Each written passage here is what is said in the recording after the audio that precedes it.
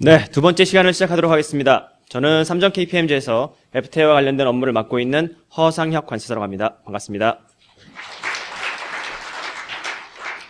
네, 제가 오늘 준비해온 과정은요, FTA 판정 실무 및 사후 검증이라는 섹션입니다. 사실 작년 이맘때까지만 해도요, 이런 어떤 강연이라든지 설명회에 오면 FTA와 관련된 지식이 거의 없으신 분들이 대다수를 차지를 했었습니다.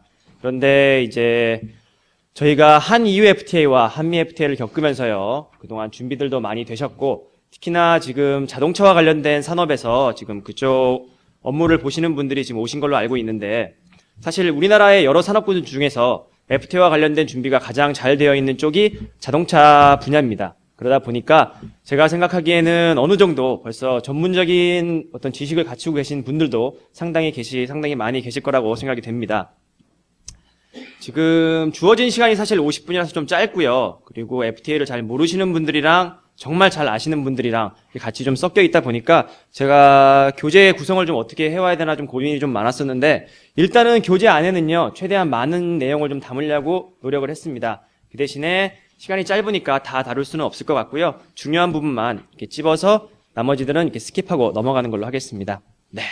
오늘 제가 준비해온 과정은 다음과 같습니다. 먼저 FTA에 대해서 간략하게 알아볼 수 있는 시간을 갖고요. 두 번째, 그 FTA 정보 조회라는 칸을 통해서 우리가 FTA 업무를 시작함에 앞서서 먼저 과연 FTA가 우리 업체한테 내가 만든 제품에 어느 정도의 효과가 있는지를 먼저 우리가 따져보고서 업무를 시작할 수 있는 그런 어떤 정보 조회와 관련된 칸을 준비했고요. 세 번째, FTA에서 가장 중요한 부분입니다. 가장 기초적이고 중요한 HS 코드에 대해서 준비를 해왔습니다. 네 번째, 실제 BOM을 통해서 우리가 원산지를 판정할 수 있는 그런 어떤 사례 연습을 하고요. 마지막으로 사후 검증과 관련된 부분으로 마지막 시간을 갖도록 하겠습니다. 네. 첫 번째 섹션은 FTA 개론과 관련된 부분입니다. 보시면 화면에서 보시는 바와 같이 현재 여러 가지 FTA가 발효 중에 있고요. 우리나라는 45개 국가와 FTA가 진행 중에 있습니다.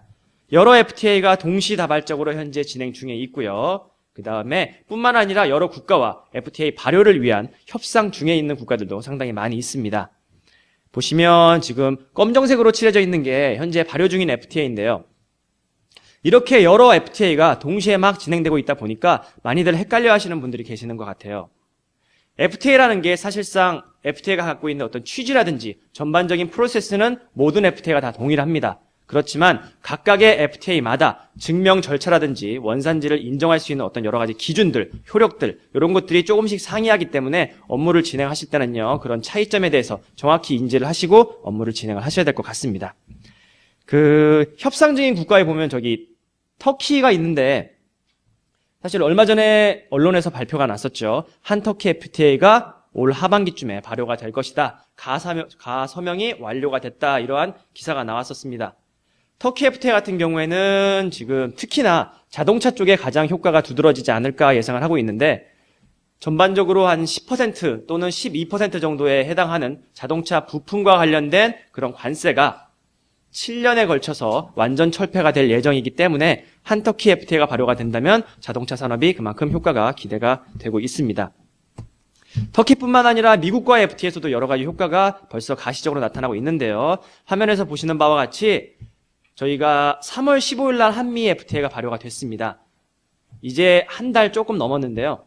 보시면 3월 달에 그 전달 대비해가지고 자동차 부품의 수출은 증가를 하고요. 수입은 줄어드는 그런 효과가 있었습니다. 참고를 해보시면 될 것 같고요. 특히나 한미 FTA 같은 경우에는요, 완성차보다도 자동차 부품 같은 경우에, 완성차는 몇 년에 걸쳐서 관세가 철폐가 될 예정이지만 부품 같은 경우에는 대부분의 부품이 관세가 즉시 철폐가 되기 때문에 지금 현재 0% 관세를 적용해서 수출되고 있는 그러한 부품들이 상당히 많을 거라고 생각합니다. 그래서 이 부분 보시면은요, AS 부품이라든지 조립용 부품의 수출이 연평균 1억 3천만 불 달러 정도 증가가 예상이 된다. 이런 수치가 있네요. 이렇게 여러 가지 커다란 금액의 효과들이 나타나고 있는데, 과연 내가 만든 제품, 우리 회사에는 어느 정도의 효과가 가시적으로 보여줄 수 있는가를 먼저 정보 조회를 먼저 한번 해보셔야겠죠. 그런 측면에서 다음 섹션을 준비를 했습니다. 우리가 FTA를 함에 있어서요, 가장 먼저 하셔야 되는 부분이 가장 먼저 선행돼야 되는 부분이 내가 만든 제품, 수출하고자 하는 나의 제품에 대한 정확한 HS 코드를 분류하는 거겠죠. 네. HS 코드가 FTA에서 가장 기초적이고 기본적이고 가장 중요한 부분이다라고 말씀을 드릴 수 있을 것 같네요. 그런데 제가 좀 중소기업들을 상대로 이제 컨설팅을 나가보면 한 10개 중에 8개 업체는 대부분 다 이 HS 코드와 관련된 문제가 발생이 되고 있습니다. 제가 업체에 가서 물어봅니다. 사장님 이거 완성품 HS 코드 어떻게 분류하셨어요? 물어보면은요. 10개 업체 중에 8개 업체는 다 똑같이 대답하세요. 다 네이버에 물어보셨대요. HS 코드는요. 네이버 같은 데다 물어봐서 결정할 수 있는 부분이 절대 아닙니다. 물론 네이버에도 전문가들 계시죠. 네이버 안에도 지식인도 계시고 여러 가지 전문가들 계시는데 그 전문가가 진짜 HS 코드 분류에 대한 전문가인지 아니면 HS 코드와 관련된 어떤 논리를 정확하게 공부하신 분들인지에 대한 어떤 그런 부분이 좀 부족할 수가 있기 때문에 HS 코드는요. 관세사 같은 전문가한테 꼭 컨설팅을 맡기셔갖고 정확히 분류하시는 게 정확한 원산지를 판단할 수 있는 좋은 길인 것 같습니다. 네. HS 코드에 대한 설명은 좀 뒤에서 다시 한번 말씀을 드리고요. 이런 HS 코드는요, 화면에서 보시는 바와 같이 무역협회 홈페이지라든지 아니면 뭐 관세청 홈페이지 이런 데서 검색을 하실 수가 있습니다. 특히나 관세청의 유니패스 사이트에 가보시면은요, 여기는 단순한 검색뿐만 아니라 여기 하단의 박스에서 보시는 것처럼 유권 해석, 그 HS 코드가 분류가 된 유권 해석까지 같이 검색을 하실 수가 있기 때문에 조금 더 업무에 도움이 되실 거라고 생각이 되네요. 뭐 여러 가지 HS 코드를 확인할 수 있는 기관들은 제가 말씀드린 거 이외에도 여러 가지 방법들이 있으니까 참고를 해보시기 부탁을 드리겠습니다. 네, 두 번째 나와 있는 부분은요. 내가 만든 제품에 대한 정확한 HS 코드가 판단이 됐다라고 한다면은요. 이 HS 코드를 가지고 과연 내가 만든 제품이 한국산으로 인정받았을 때 어느 정도의 효과가 있는지를 먼저 따져보셔야겠죠. 화면을 보시면은요. 이게 저 무역협회 홈페이지를 통해서 제가 좀 준비를 해봤는데 무역협회 fta.kita.net에 가보시면은요. 다음과 같은 화면이 나옵니다. 보시면은요. 예를 들어서 내가 870899에 해당하는 자동차용 부분품을 칠레라는 국가로 수출하고자 한다라고 하시면은요. 네. 칠레를 클릭하시고 HS 코드를 기입하면 이런 상기와 같은 여기 나와 있는 것 같은 박스가 나옵니다. 많은 분들이 오해하시는 게 FTA가 딱 발효를 하면은요. 바로 관세가 0%로 없어진다고 생각하시는 분들이 있어요. 당연히 아니죠. 대부분의 제품들은요. 바로 관세가 없어지는 게 아니라 화면에 나와 있는 어떤 저런 스케줄처럼 점진적으로 몇 년에 걸쳐서 균등하게 관세가 철폐가 되게끔 그렇게 스케줄이 잡혀 있습니다. 이 화면에 나와 있는 거는요. 5년에 걸쳐서 균등하게 관세가 철폐되게끔 나와 있는 스케줄이네요. 870899라는 요 제품을 칠레로 수출을 하면은요. FTA로 인정을 못 받고 즉 한국산 원산지라고 인정 못 받는 경우에는 6%의 관세가 부과가 되는데 한국산이라고 인정받는 경우에는요. 여기서부터 점진적으로 인하가 돼서 6, 5, 4, 3, 2, 1 해서 2010년부터 0%의 관세가 준비가 되어 있습니다. 자, 이러한 경우에는요.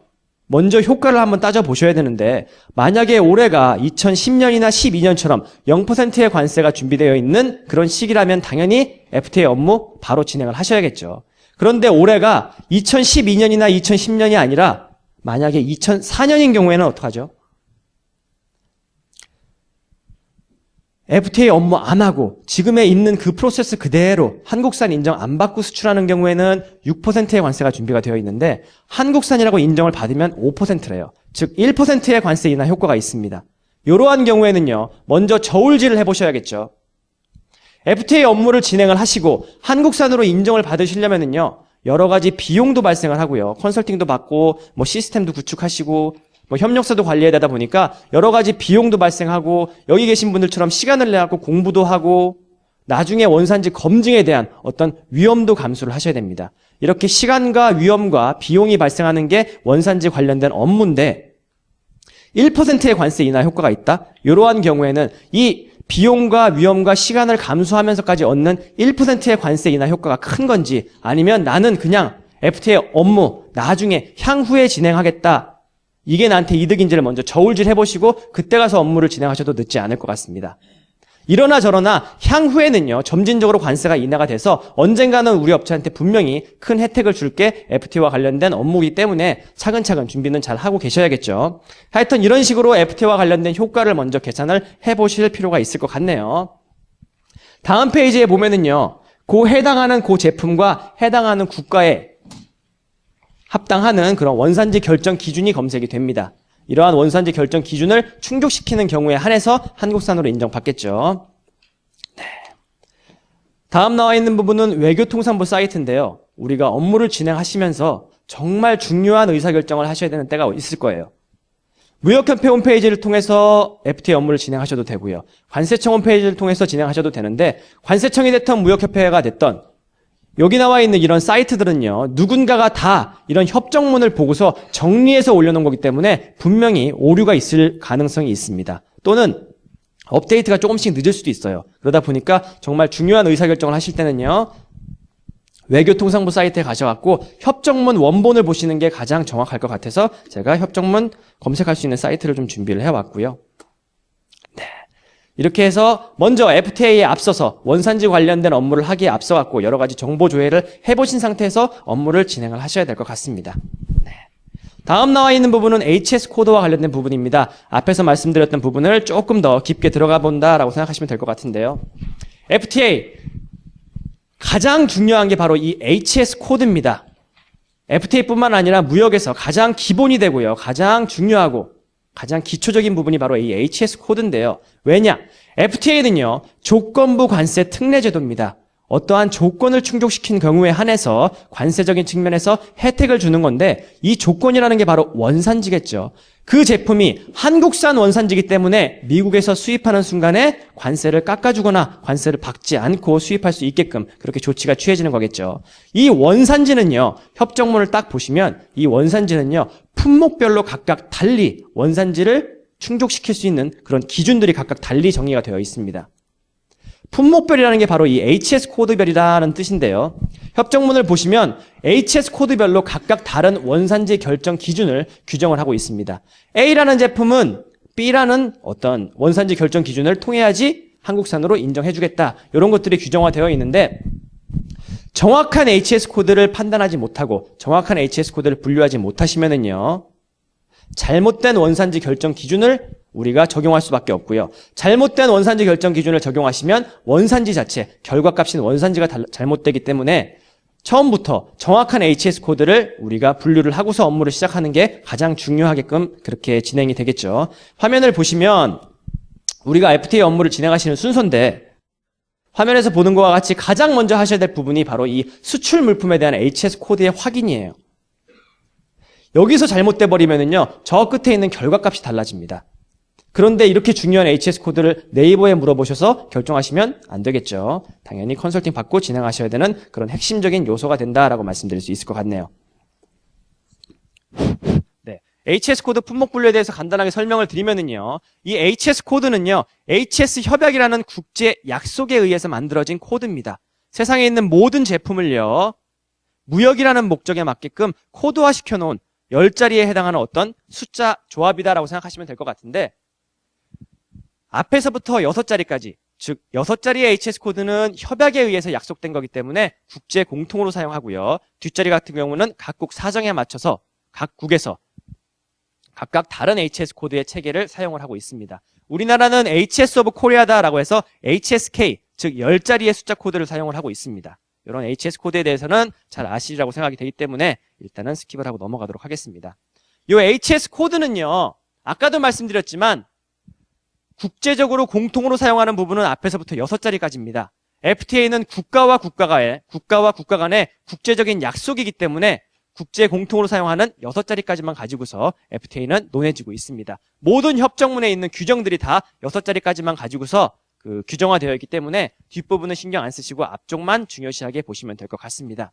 HS 코드는요, 앞에서부터 두 번째 자리를 류라고 부르고요. 네 번째 자리까지를 호라고 부르고요. 나머지 부분을 소호라고 부릅니다. 이렇게 류와 호와 소호, 이렇게 체계가 잡혀서 총 6자리를 구성하게끔 되어 있고요. HS 코드만 딱 보면, 아, 이 제품이 대충 어떠한 재질이구나, 어느 정도의 가공도를 갖고 있구나, 어떤 규격과 어떤 형태를 갖고 있구나, 이런 것들이 어느 정도 가시적으로 나옵니다. 왜냐면은 그런 것들을 토대로 이 HS 코드를 분류하게끔 그렇게 체계가 잡혀져 있거든요. 앞에 있는 두 자리는요, 주로 제품의 재질이라든지 제품의 어떤 상품군을 나타냅니다. 39로 시작하면 플라스틱 제품이구나, 40으로 시작하면 고무 제품이구나, 61로 시작하면 의류고요, 87로 시작하면 자동차와 관련된 제품들이 분류가 됩니다. 이렇게 HS 코드는 그런 상품의 특성에 맞춰서 분류가 되기 때문에 이런 부분들에 대해서 유의를 하셔야 될 것 같네요. 업무를 진행을 하시다가 정말 중요한 어떤 제품인데 HS 코드 도저히 분류를 못하겠다 하시는 경우에는요, 물론 컨설팅을 맡기셔도 되겠지만 조금 더 확실하게 하고 싶다 하시는 경우에는요, 관세청에서 진행하고 있는 품목분류 사전심사 제도를 이용해 보시는 것도 하나의 방법이 될 것 같습니다. 관련된 절차 기입해 놨으니까 읽어보시면 될 것 같습니다. 자, HS 코드 관리가 왜 필요하느냐? 아까 말씀드렸듯이 HS 코드별로 각각 다른 원산지 결정 기준을 협정에서 나열을 하고 있기 때문에 정확한 HS 코드를 분류하는 게 FTA의 가장 첫걸음이다라고 말씀을 드렸습니다. 또한 나중에 원산지가 진짜 한국산이 맞는지에 대해서 사후 검증이 나올 예정이다라는 거를 앞 시간을 통해서 한번 들으셨을 거라고 생각이 됩니다. 사후 검증 나오면은요, 우리 관세청 직원이 될지 아니면 미국의 세관 직원이 될지 누군가가 우리 업체에 직접 찾아와서 내가 만든 제품이 한국산인지 아닌지에 대해서 검증하는 절차가 준비가 되어 있다라는 것을 들으셨을 거라고 생각합니다. 사후 검증 과정에서 가장 먼저 보고 가장 중요시하게 보는 부분도 바로 이 HS 코드 부분일 거예요. 또한 우리가 협력사로부터 원산지 확인서를 수취하시죠. 원산지 확인서를 수취하고 또는 수출자한테 우리가 원산지 확인서를 작성해서 제출을 하실 거예요. 이런 원산지 확인서와 관련된 검증 업무에서도 가장 중요시하게 대두가 되는 부분이 바로 이 HS 코드입니다.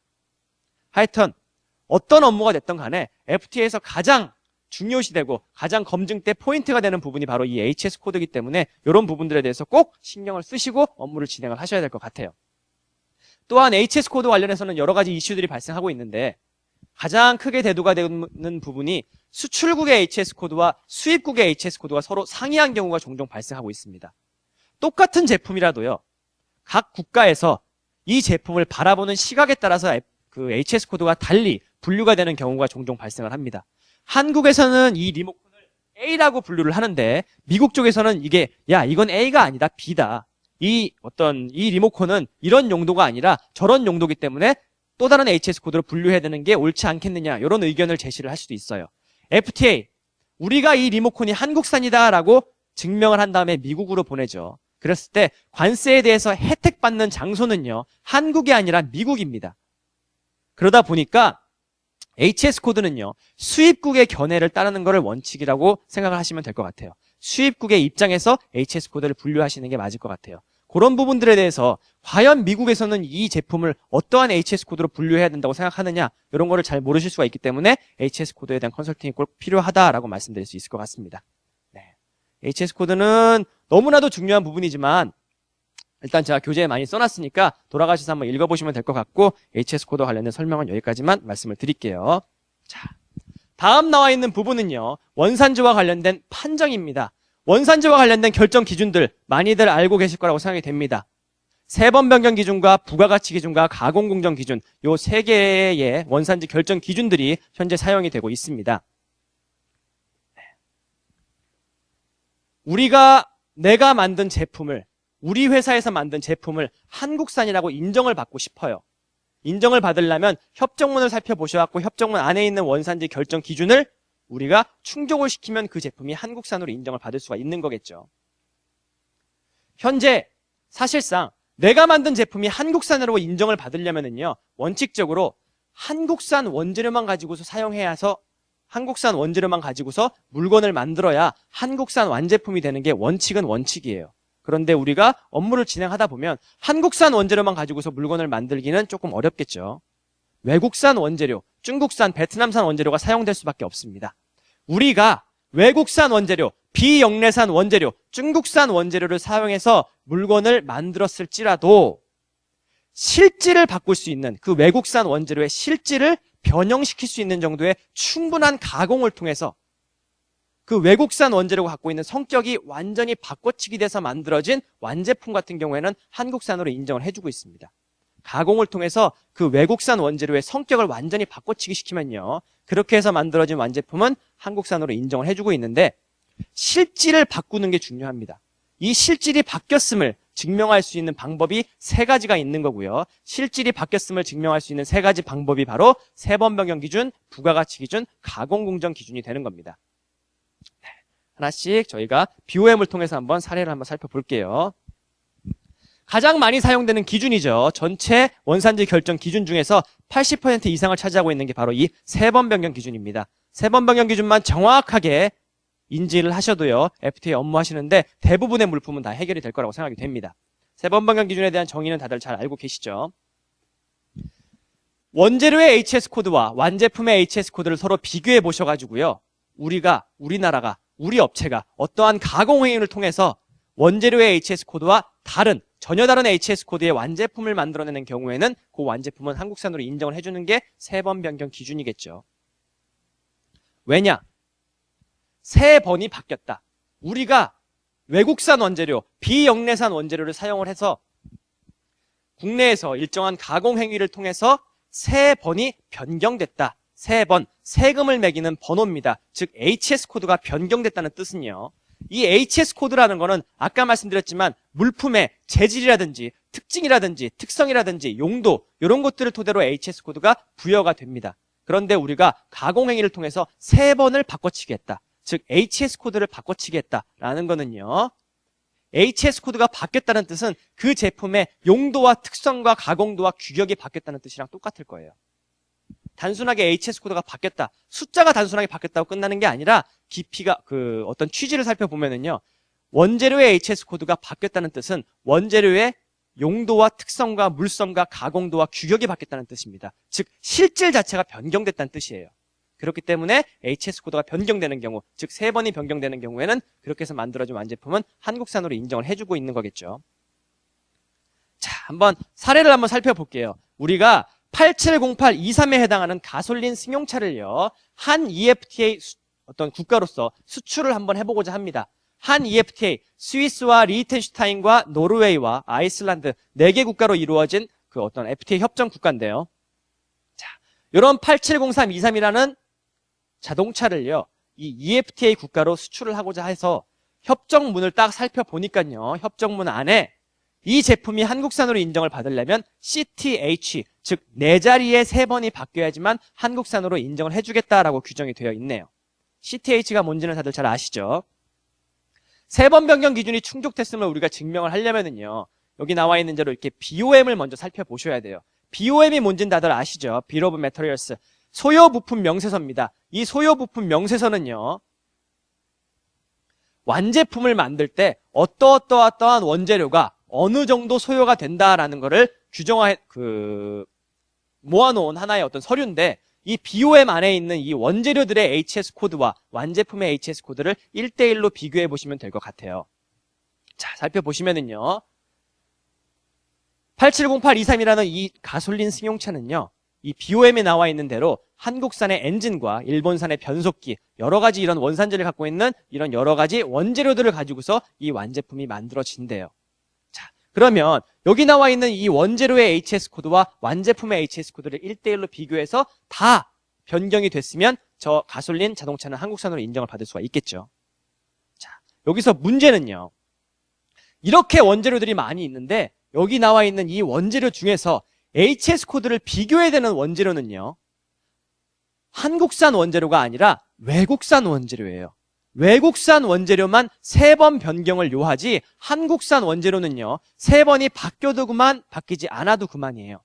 왜냐? 세 번 변경 기준 자체가 우리가 실질이 바뀌었음을 증명할 수 있는 하나의 어떤 기준이다라고 말씀을 드렸죠. 실질이 바뀌어야 되는, 세 번이 바뀌어야 되는 원재료는요, 외국산 원재료지 한국산 원재료는 실질이 안 바뀌어도, 세 번이 안 바뀌어도 원래부터 한국산이었어요. 실질이 바뀌었음을 증명해야 되는, 즉 세 번이 바뀌었음을 증명해야 되는 원재료는 비영내산 원재료인 외국산 원재료예요. 자, 여기 BOM상에 보면은요, 여러 가지 원재료가 있죠. 이 원재료 중에서 세 번이 바뀌었음을 우리가 확인해야 되는 원재료는요, 한국산, 일본산, 독일산 이렇게 많은 원산지가 있는데 이 중에서 한국산 빼고 요 파란색으로 색칠해놓은 일본산과 독일산 원재료의 HS 코드만 변경이 됐는지 확인하시면 될 것 같아요. 자, 한번 확인을 해볼게요. 변속기, 일본산 변속기 8708에서 8703으로 HS 코드가 변경이 됐습니다. 8708에서 8703으로, 4011에서 8703으로 HS 코드가 변경이 됐네요. 나머지 원재료는 한국산이기 때문에 3번 바뀌어도 그만, 안 바뀌어도 그만이에요. 확인 안 하셔도 될 것 같습니다. 네, 이렇게 보니까 외국산 원재료들이 다 3번이 바뀌었네요. 이렇게 되면 이 가솔린 승용차는요, 한국산으로 인정받을 수 있습니다. 다음 쪽으로 한번 넘어가도록 하겠습니다. 다음으로 우리가 볼 베어링 848210이라는 HS 코드를 갖고 있는 볼 베어링을요, 미국으로 수출하고자 합니다. 그래서 한미 FTA를 딱 보니까 이 볼 베어링은요, CTSH라는 기준을 충족시키면 한국산으로 인정해주겠대요. CTSH가 뭔지 아시죠? 6자리에 3번이 바뀌는 경우에 한국산으로 인정을 해주고 있는 기준입니다. 3번 변경 기준 중에서 5자리, 6자리, 즉 소호에 3번이 바뀌는 경우에 한국산으로 인정해주는 조건이죠. CTSH는 CTSH인데 가만히 보니까 그 옆에 단서가 하나 달려있네요. 한미 FTA나 한 EU FTA처럼 최근에 발효가 된 FTA는요, 최근에 발효가 된 성숙한 FTA일수록 이렇게 단서들이 많이 붙어있는 경우가 있습니다. CTSH로 끝나는 게 아니라 옆에 단서 조항이 있는 경우가 상당히 많이 있으니까 한 EU나 한미 FTA 같은 경우에는요, 협정문을 끝까지 읽어보실 필요가 있을 것 같아요. 자, 단서를 한번 살펴볼게요. 단서를 보니까 3번만 바뀌면 무조건 한국산으로 인정을 해주는데 단 848210부터 시작해서 848280까지, 즉 848210, 20, 30, 40, 50, 60, 70, 80에 해당하는 제품, 그리고 848299에 해당하는 제품에서 848210으로 변경된 거는 인정 안 해주겠대요.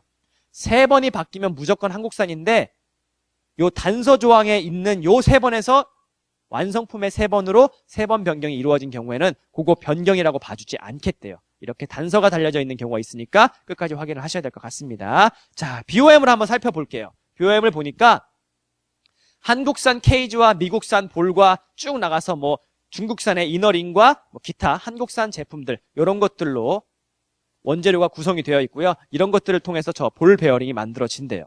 그러면 이 BOM에 있는 이 많은 원재료 중에서 가장 먼저 하셔야 되는 게 한국산 원재료와 외국산 원재료를 먼저 구분하셔야겠죠. 왜? 한국산 원재료는 3번 안 바뀌어도 되니까. 자, 외국산 원재료가 뭔지 쭉 살펴보니까 원산지가 한국산, 미국산, 중국산이 있어요. FTA에서는요, 사실상 한국산, 미국산, 중국산 이런 단어는 잘 쓰지 않습니다. FTA에서는요, 역내산인지 비역내산인지만 구분하시면 돼요. 한미 FTA에서는요, 한국산이나 미국산이나 똑같이 역내산이에요. 한미 FTA에서는 한국산이나 미국산이나 똑같이 역내산이기 때문에 한국산이랑 미국산이랑 똑같이 생각하시면 됩니다. 미국산도 역시 3번 안 바뀌어도 상관없을 것 같아요. 자, 여기서 3번 변경을 요구하고 있는 제품은요, 3번이 꼭 바뀌어야 되는 원재료는 요 중국산 이너링 하나네요. 자, 이너링, 중국산 이너링에 3번이 바뀌었는지 한번 살펴볼게요. 848299에서 848210으로 HS 코드가 바뀌었습니다. 6단위의 3번 변경 기준 CTSH이기 때문에 뒤에 있는 2자리, 5번째, 6자리 숫자가 변경되는 경우에 한국산으로 인정을 해줍니다. 일반적인 CTSH라면 848299에서 848210으로 3번이 바뀌었기 때문에 인정을 해주는데 단서 조항을 보니까 848299에서 848210으로 바뀐 거는 제외하겠다 이렇게 나와 있죠. 그렇기 때문에 단서 조항에 걸려서 이 제품은요, 원칙적으로 한국산으로 인정받을 수 없어요. 여기까지는 아시겠죠? 자, 일부 제품, 일부의 비역내산, 즉 외국산 원재료가 3번이 바뀌지 않는 경우에 가장 먼저 우리가 취해야 될 게 바로 미소 기준이겠죠. 미소 기준들 다들 아시죠? 아주 미소한 제품, 아주 최소한 허용해 줄 수 있는 정도의 아주 미소한 제품이 혹시라도 3번이 바뀌지 않는 경우에도 그 제품이 전체 가격 대비해서 10%도 해당하지 않는 아주 미소한 제품이다 하는 경우에는 3번이 바뀌지 않아도 눈 감아주고 넘어가주는 조항이, 그런 특례 조항이 바로 미소 기준이겠죠. 이러한 경우에는 미소 기준을 먼저 적용해 보셔야 될 것 같아요. 자, 3번이 바뀌지 않은 비역내산 원재료의 합이 전체 가격 대비 10% 미만인 경우에는 눈 감아주고 넘어가 준다라고 말씀을 드렸죠. 자, 가격을 보니까 12,000원이네요. 전체 13만 7천원 대비해서 12,000원은요. 10%도 채 안 되는 미소한 부분이죠. 그렇기 때문에 이 제품 같은 경우에는요. 3번이 안 바뀌었을지라도 미소 기준 사용해갖고 한국산으로 인정받을 수 있는 케이스예요. 자, 다음 장 한번 살펴볼게요. 똑같은 케이스인데 똑같이 13만 7천원짜리예요. 똑같이 13만 7천원짜리 완제품인데 아까 3번이 안 바뀐 요 이너링, 중국산 이너링이 12,000원이 아니라 15,000원인 경우에는 어떡하죠? 이러한 경우에는 원칙적으로 3번도 안 바뀌었고 미소 기준도 적용할 수 없습니다. 이 제품은요. 무조건 한국산으로 인정받을 수 없는 제품이에요. 이러한 경우에는요. 저울질을 한번 해보실 필요가 있을 것 같아요. 우리가 외국산 원재료를 사용하는 경우는 2가지밖에 없습니다. 첫 번째, 한국에 없어서 한국에서 못 만들어서 외국에서 원재료를 사오는 경우가 있고요. 두 번째는 한국보다 외국에서 구입하는 게 더 싸니까 외국산 원재료를 사용하시는 경우가 있을 것 같아요. 첫 번째는 어쩔 수 없겠지만 두 번째 경우다. 한국에서 사는 경우보다 외국에서 사는 게 훨씬 싸기 때문에 외국산 원재료를 사용했다 하는 경우에는요. 자, 저울질을 한번 해보셔야겠죠. 예를 들어서 한국에서 사면 2만 원인데 중국에서 사오면 15,000원인 경우가 있겠죠. 이러한 경우에는 5,000원의 단가 절감, 원가 절감을 위해서 중국산 원재료를 사용을 하셨을 거예요. 이러한 경우에는요. 이 5,000원의 원가 절감이 나한테 이득인 건지 아니면 내가 과감하게 5,000원 포기하고 2만 원 주고서 한국에서 2만 원짜리 제품을 삽니다. 2만 원짜리 원재료를 사요. 자, 요 상황에서요. 요 제품, 이 15,000원짜리가 2만 원짜리 한국산으로 우리가 소싱처를 변경한다면 여기가 한국이 되겠죠. 한국산은 3번이 바뀌어도 그만 안 바뀌어도 그만이에요. 그렇기 때문에 요 제품은요. 모두 3번이 변경이 된 거기 때문에 저 완제품은 한국산으로 인정받을 수 있습니다. 완제품이 한국산으로 인정받으면은요. 저 13만 7천원짜리 저 제품은요. 나중에 미국에서 수입될 때 10%, 12% 정도의 관세 절감 효과가 있을 거예요. 10%에 해당하는 관세가 없어집니다. 이 관세 인하 효과 10%면 벌써 13,700원이죠. 저 13,700원에 관세 절감 효과가 나한테 큰 건지 아니면 5,000원에 원가 절감이 나한테 큰 건지를 비교를 해보셔야겠죠. 관세 인하 효과가 훨씬 크다라고 하시면은요, 이 5,000원 과감하게 포기하시고 소싱처를 한국으로 돌리는 것도 하나의 방법이 될 것 같아요. FTA는요, 지금 우리 회사가 갖고 있는 이 프로세스 그대로를 FTA 원산지 규정에다 막 꾸겨 넣으시면은요, 잘 안 들어갈 수도 있어요. 완제품이 한국산으로 인정 못 받는 경우도 종종 발생을 합니다. 소싱처도 변경을 해보고요.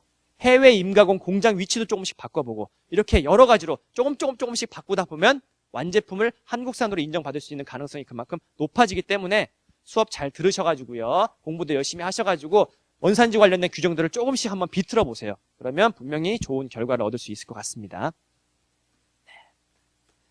세 번 변경 기준은 여기까지 하고요. 다음 나와 있는 부분은 부가가치 기준입니다. 부가가치 기준. 협정에서 정하고 있는 일정한 비율 이상의 부가가치를 창출해내는 경우에는 우리가 외국산 원재료를 사용했을지라도 그렇게 부가가치 창출이 이루어진 완제품은 한국산으로 인정해주는 그런 좋은 규정인데요. 부가가치 기준은 사람들이 많이들 어려워하시는 게 계산 공식들이 나옵니다. 계산 공식들이 나오고 원가에 대한 소명도 해야 되고 하다 보니까 많이들 어려워하시는데 사실상 계산 공식이 그렇게 어렵지 않습니다. 부가가치와 관련된 계산 공식, 가장 많이 사용되는 공제법, 요거 하나만 정확하게 인지하셔도 크게 어려움은 없을 것 같아요. 뭐 공제법이라든지 직접법 이런 공식 같은 거는 교재 안에 다 삽입을 해놨으니까 살펴보시면 될 것 같고요. 우리가 오늘 사례에서는 공제법 하나를 한번 살펴볼게요. 자, 한 아세안 FTA를 이용해서요.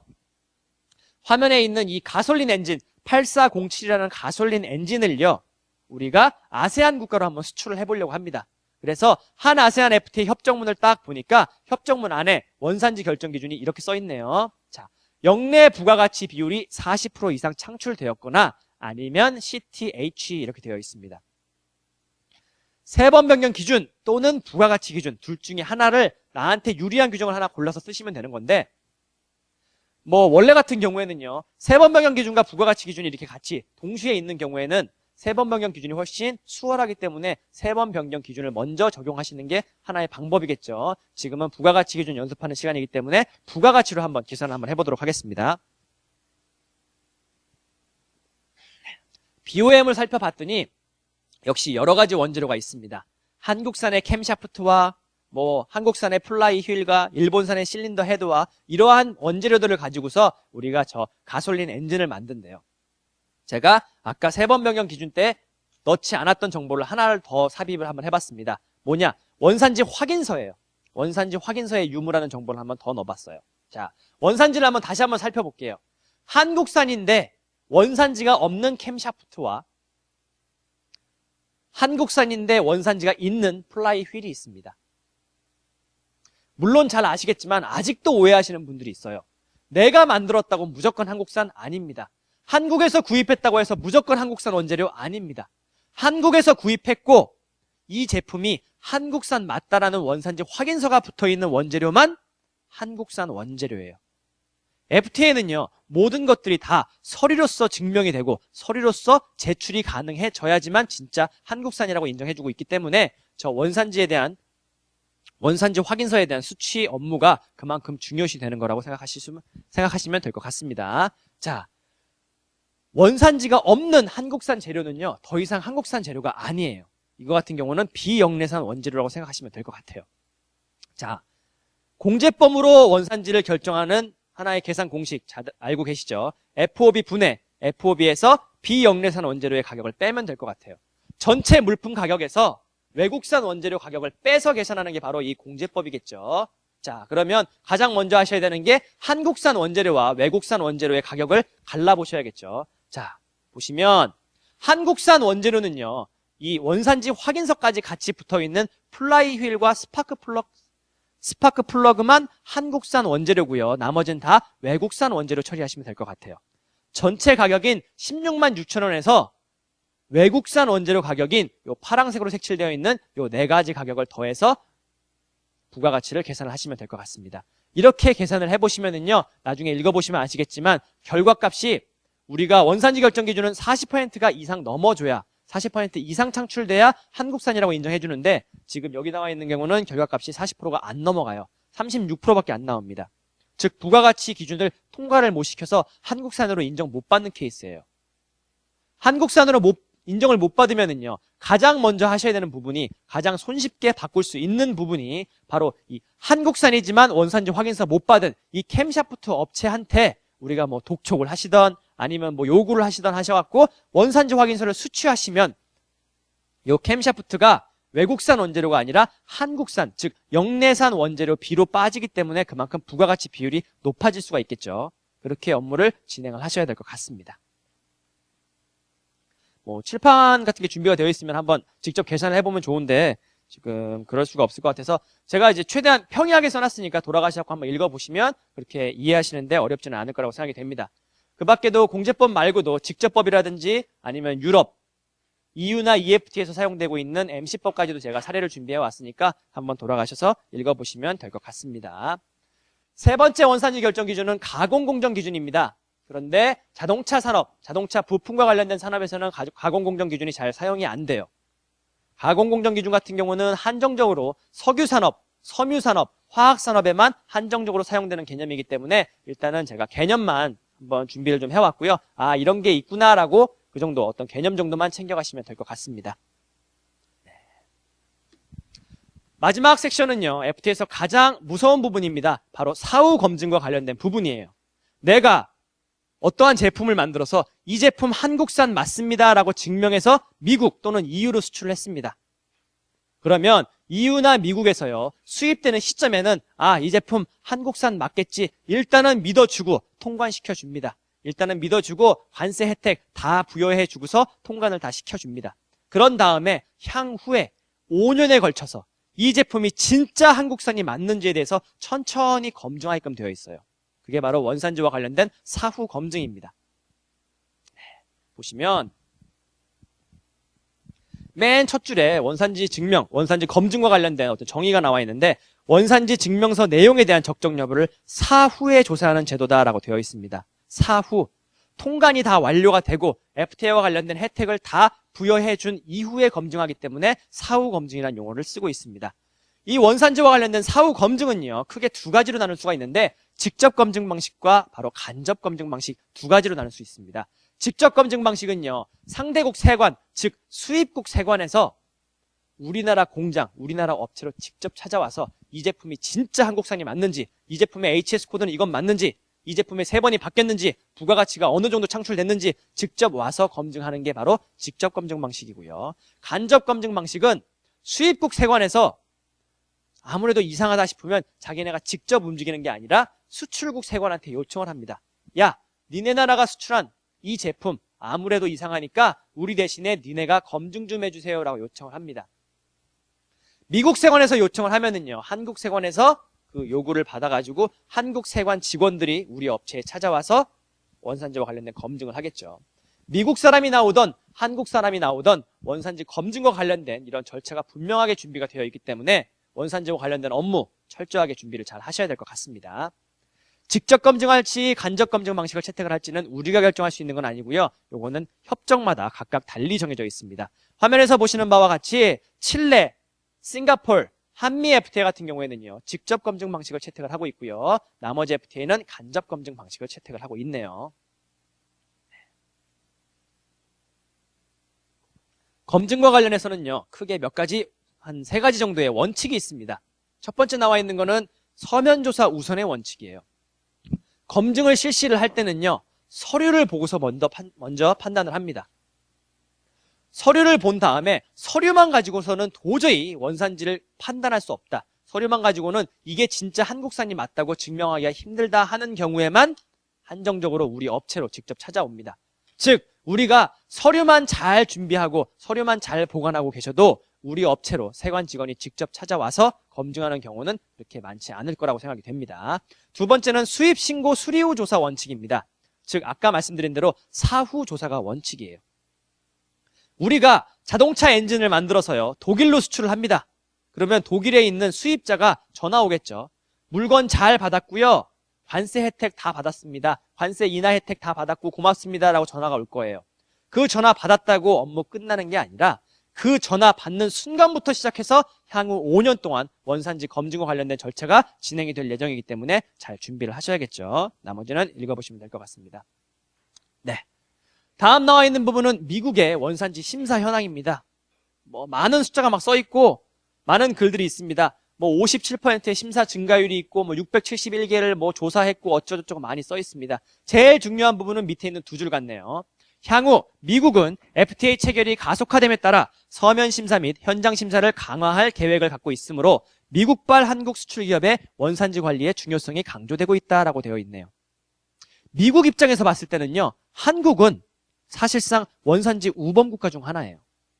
미국 입장에서 봤을 때는 한국은 원산지와 관련된 오류 사례가 상당히 많은 국가 중 하나입니다. 왜냐? 한국은요, 중국하고 인접해 있기 때문에 중국산 제품이 한국산 원산지로 둔갑해서 미국으로 수입되는 케이스가 종종 발생을 합니다. 그러다 보니까 미국에서는요, 한국에서 들어오는 한국산 원산지 제품에 대해서는 조금 더 철저하게 검증을 진행할 계획이다라고 발표를 했습니다. 그러다 보니까 미국으로 혹시라도 수출을 계획하고 계시는 그런 업체에서는요, 원산지 관련된 업무 철저하게 잘 준비하시고 그런 다음에 업무를 진행하셔야 될 것 같습니다. 미국 같은 경우에는요, 사실상 1994년부터 원산지와 관련된 업무를 진행을 해왔어요. 나프타, 북미 자유무역협정이라고 하죠. 미국과 캐나다와 멕시코 3개 국가 간의 어떤 자유무역협정인데, 이러한 협정을 1994년부터 18년 이상 준비를 해왔고 진행을 해왔었습니다. 그러다 보니까 미국은요, 원산지를 검증할 수 있는 스킬들이 충분히 확보가 되어 있고요.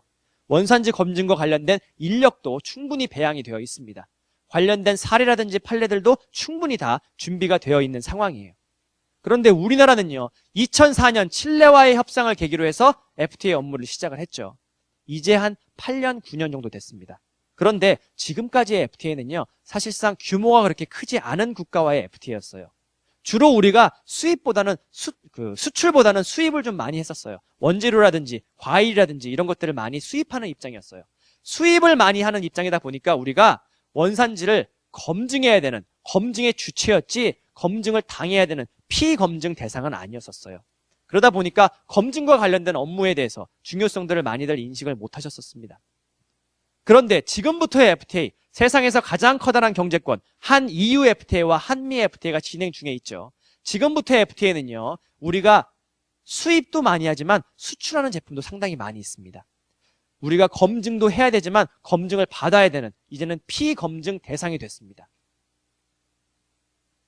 많이들 생각하시는 게 에이 설마 우리 업체까지 검증하겠어? 설마 내가 걸리겠어? 설마 미국 사람이 우리 공장 찾아오겠어라고 생각하시는데 한 EU 같은 경우에는요. 무작위로도 선별을 해서 검증을 하고 있기 때문에 특별한 이유 없이 무작위로도 선별될 수 있는 가능성이 있습니다.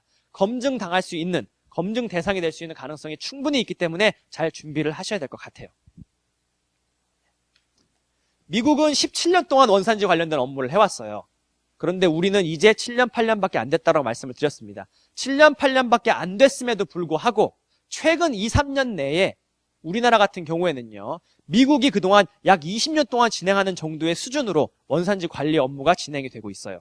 특히 자동차 같은 경우에는 최근 들어갔고 자동차 같은 경우에는 어느 정도 세팅이 거의 완료가 됐다고 봐도 뭐 크게 문제가 없을 것 같아요. 자동차 같은 경우에는 워낙 준비가 타 산업군에 비해서 자동차 산업 같은 경우는 워낙 준비가 잘 되어 있고 우리나라 같은 경우에는 세계에서 유례 없이 정말 원산지와 관련된 업무가 빠르게 잘 안착이 되어 있는 국가 중에 하나입니다. 그래서 뭐 지금 있는 프로세스 그대로 진행하셔도 크게 무리는 없을 것 같은데 조금 더 신경 쓰셔갖고 검증을 잘 대비하신다면은 나중에 3년, 4년 뒤에 미국에서 미국 사람이 직접 우리 회사, 우리 공장 찾아오더라도 대응하는데 크게 무리는 없을 거라고 생각이 됩니다. 네. 검증 절차 준비해왔으니까 한번 살펴보시면 될 것 같고요. 그 다음 나와 있는 사례는 사실 자동차와 관련된 사례는 아니고요. 이 사례는 많이들 접해보셨을 사례라고 생각이 됩니다. 우리나라에서 발견됐던 적발 사례 중에서 가장 큰 사례이기 때문에 자동차 관련된 건 아니지만 제가 좀 준비를 해왔습니다. 스위스에서 금괴가 들어왔다가 그 제품이 스위스산이 아닌 걸로 밝혀져 갖고 나중에 추징이 발생했던 사례입니다. 스위스는요, 한 EFTA 협정국 중에 하나입니다. 유럽에 있지만 EU에 속하지 않고요. EFTA에 속하고 있는 국가 중 하나인데 스위스에서 단기간, 즉 짧은 기간 안에 엄청난 양의 금괴가 일시적으로 수입이 됐었어요. 그래서 우리나라 세관에서 야, 스위스에서 금이 이렇게 많이 났냐? 라고 의문을 가져가지고 검증을 시작을 합니다. 한 EFTA는 직접 검증 방식이 아니라 간접 검증 방식이기 때문에 우리나라 직원이 직접 찾아간 게 아니라 스위스 세관에다 요청을 합니다. 야, 니네가 보내는 이 금괴 아무래도 이상하니까 우리 대신 검증 좀 해주세요 라고 스위스 세관에 요청을 합니다. 스위스 세관에서 어떤 금괴에 대한 수출 업체를 조사를 해본 결과 이 금괴가요, 스위스산 금괴가 아니라 남아공산 스크랩, 남아공산 금의 스크랩을 가져다가 금을 녹여가지고 금괴를 만들었었대요. 아까 말씀드렸듯이 완제품에 대한 원산지가 한국산으로 인정을 받으려면은요, 외국산 원재료의 실질이 바뀌어야 된다라고 말씀을 드렸습니다. 남아공산 금의 조각들을 녹여서 금 덩어리로 만들었어요. 형태는 달라졌을지 몰라도 실질 자체는 안 바뀌었거든요. 그러다 보니까 3번이 변경이 안 됐습니다. 3번이 변경이 안 됐음에도 불구하고 서류상으로 3번이 바뀐 것처럼 서류를 작성해서 우리나라로 수출을 했던 거고요. 그렇게 해서 스위스산 제품임이 거부당했고요. 그래서 추징이 발생했는데 그 당시 추징 금액 자체가 150억 정도의 상당히 큰 금액이 추징금으로 발생을 했었습니다. 다음 나와 있는 사례는요. 지금 FTA 사례는 아니고 아까 말씀드렸던 나프타와 관련된 북미 자유무역협정인 나프타와 관련된 사례인데요. 미국에 있는 포드 자동차가요. 멕시코에 있는 포드 멕시코 법인으로부터 자동차 부품을 수입을 합니다. 자동차 부품을 계속해서 수입을 하는데 미국 같은 경우에는요. 미국의 관세청, 미국 세관, CBP라고 부르는데 미국 CBP의 사례들을 쭉 보면은요. 수입이 시작이 되고 FTA 업무 시작되고 관세 혜택 보고 난 직후에 바로 검증을 해주면 좋은데 CBP 같은 경우에는요. 검증할 때 관세가 차곡차곡 쌓일 때까지 기다리는 경향이 좀 있어요. 한 3년, 4년 정도 수입될 때까지 계속 기다려주고 다 받아줍니다. 관세 혜택 계속해서 줍니다. 그런 다음에 3년, 4년, 5년 가까이 됐을 때 관세가 이만큼 쌓였을 때 검증을 딱 나가요. 검증을 나가서 보니까 멕시코에서 들어왔던 이 부품이 멕시코산 제품이 아니라 중국산 부품이 밝혀졌고요. 그때 밝혀졌던 사유는 멕시코에서 서류와 관련된 어떤 보관 의무 이행을 하지 않고 있었고요. 관련된 증빙 자료를 제대로 제출을 못했었어요. 그래서 결국에 멕시칸 원산지가 부인당했었고요. 그때 발생했던 추징 금액이 약 4,100만 불 정도의 어마어마한 금액이 추징 금액으로 발생을 했었습니다. 포드 같은 공룡 기업도요. 4,100만 불 같이 큰 금액 한 번에 맞으면은요 휘청휘청합니다. 그런데 우리나라에 있는 어떤 중소기업들, 부품업체들 이런 업체들이 이렇게 엄청난 금액의 어떤 추징 금액 한 번에 맞으면은요 흔적도 없이 사라질 수도 있거든요.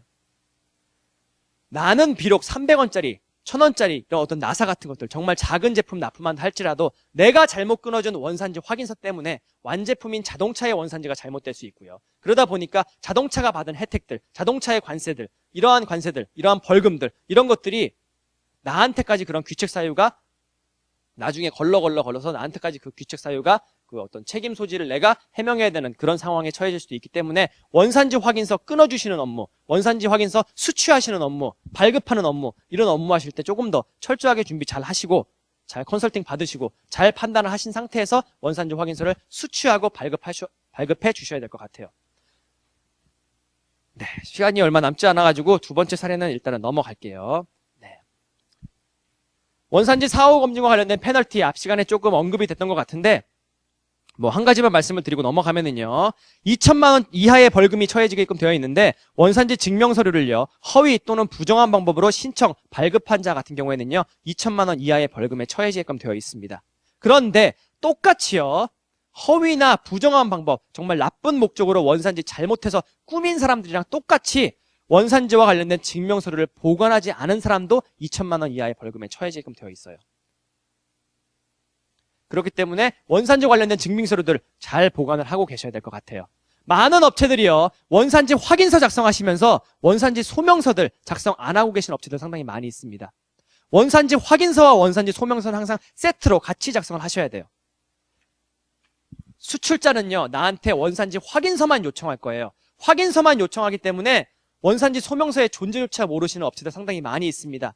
확인서 작성하실 때는요. 항상 소명서 같이 작성하셔야 돼요. 확인서에는요. 결과값만 나와 있습니다. 이 제품이 한국산인지 아닌지에 대한 결과값만 나와 있지 왜 한국산인지에 대해서 설명하고 소명하는 자료는요. 원산지 소명서에 작성하셔야 돼요. 대신에 원산지 소명서 안에는요. 원가라든지 여러 가지 제조 공정이라든지 이런 기업 영업 비밀들이 다 들어가 있기 때문에 소명서는 다음 업체 즉 수출자라든지 이런 어떤 1차 벤더들한테 주실 필요 없고 확인서만 주시면 됩니다.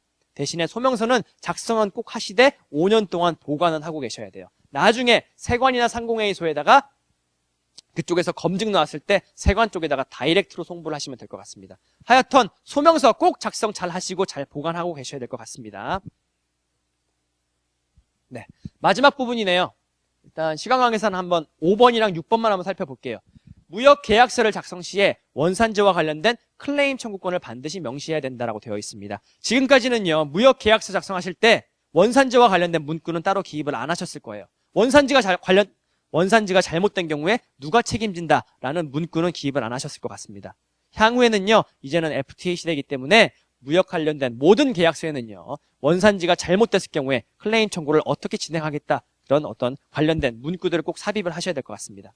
원산지가 잘못된 경우에 요 문구를 근거로 해서 나중에 손해배상 청구를 하실 수가 있겠죠. 그렇기 때문에 어떤 무역 계약서 뿐만 아니라 국내에서 나중에 수출을 계획하고 있는 국내의 어떤 내부 거래들 이런 거에도 다 원산지와 관련된 클레임 청구권 반드시 명시를 하셔야 될 것 같습니다. 네. 일단 오늘 제가 준비한 과정은요.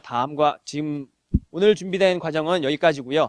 일단 시간이 좀 짧다 보니까 제가 말씀을 좀 못 드린 부분들이 많아요. 사실 중요시되는 부분들이 분명히 있습니다. HS 코드와 관련해서도 아까 말씀드렸듯이 외국의 HS 코드와 국내의 HS 코드가 일치하지 않아서 발생하는 문제들, 그 다음에 뒤에 어떤 서류에서도 말씀드렸지만 원산지 소명서와 관련된 부분들, 한미 FTA의 어떤 원산지 검증과 관련된 대응 절차들, 이렇게 중요한 포인트들이 좀 있는데 이런 포인트들은 제가 교재 안에다가 조금 더 녹여놨으니까 돌아가셔서 살펴보시면 업무에 도움이 될 것 같습니다.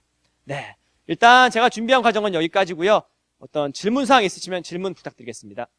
네. 시간이 짧으니까 질문은 더 못 받을 것 같고요. 질문이 혹시라도 있으신 분은요. 제가 지금 밖에서 좀 기다릴 테니까 밖에서 개인적으로 질문을 해주시면 될 것 같습니다. 오늘 수고 많으셨습니다.